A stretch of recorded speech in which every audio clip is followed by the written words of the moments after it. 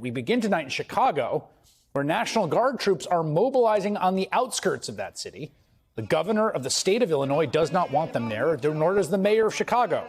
The president of the United States today called for those two men to be jailed. Quote, Chicago mayor should be in jail for failing to protect ICE officers. Governor Pritzker also.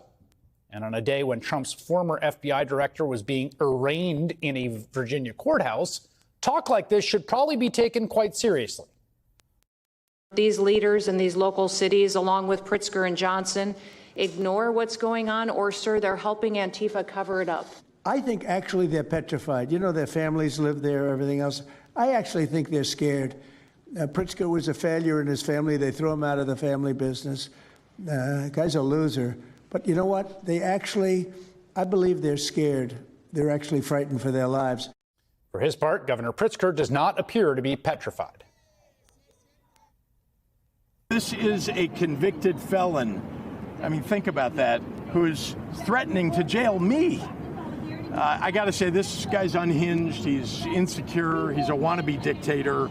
And there's one thing I really want to say to Donald Trump. If you come for my people, you come through me. So come and get me. That kind of posture from the governor is pretty important at a time like this, because this is all happening just a week after the president of the United States assembled the 800 highest-ranking commanders of the U.S. Armed Forces and told them to be prepared to fight the enemy within. We should use some of these dangerous cities as training grounds for our military, National Guard, but military. Because we're going into Chicago very soon. That's a big city. It's the enemy from within, and we have to handle it before it gets out of control. What we've been seeing in Chicago already from ICE and other federal agents sure does look like an extension of that project. It feels like an attempted federal occupation, with images like this shared by a reporter with the Chicago Tribune of a federal agent pointing a weapon out of a car window at a woman who was filming them. Last Friday, we saw folks in a residential neighborhood, in the middle of the day, bright sunshine, get tear gassed. The chemical agent was used just a block away from an elementary school during a school day. Across social media, there is video after video after video of people being detained, often violently by federal agents, while onlookers yell at them. Like this video on your screen of Border Patrol trying to forcibly restrain a man while onlookers attempt to intervene. In one instance, a Democratic congressional candidate was violently thrown to the ground by ICE. You see that there? For exercising her constitutional right to protest the agency's presence in her city. Just last month, a pastor was shot in the head with what appears to be a kind of pepper ball projectile while speaking outside an ICE detention facility in the Chicago suburb of Broadview. I want to warn you, some viewers may find the video of that incident upsetting.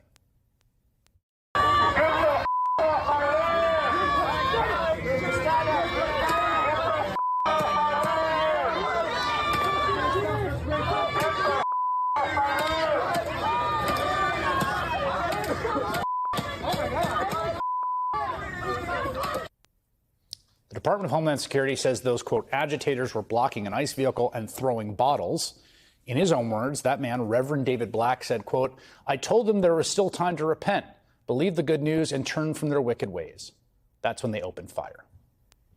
And again, this is all just the beginning. Today, NBC News is reporting the White House is now holding serious discussions about invoking the Insurrection Act of 1807, a law that the White House believes would allow Trump to marshal federal troops to act as law enforcement agents in our cities without nearly as many legal constraints over how those troops could operate.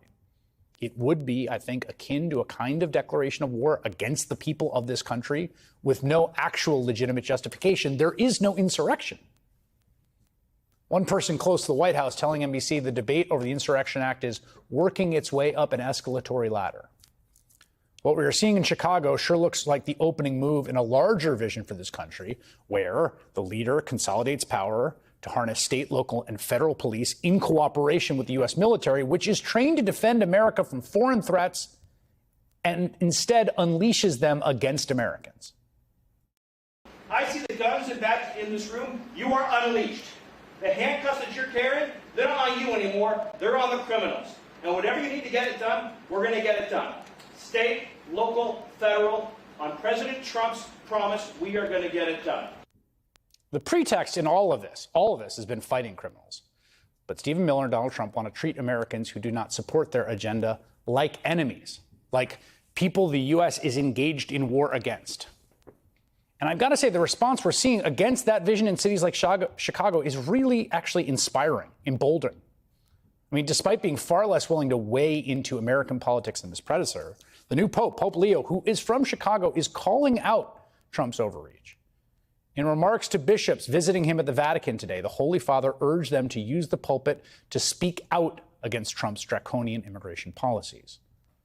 This administration has decisively lost the moral high ground on this issue. People at a deep level understand that what they are seeing in Chicago is wrong. They know that they are free citizens of a free country that we spent hundreds of years at trying to achieve and perfect.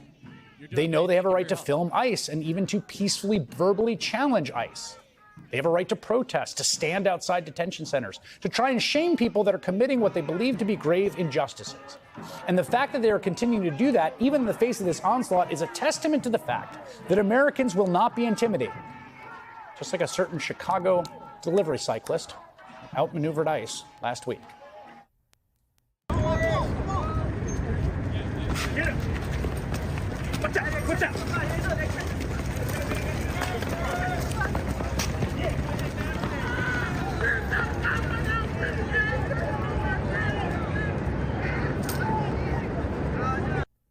Jacob Soboroff is MSNBC's senior national political and national correspondent. He joins me live from Chicago, not far from where that footage was taken.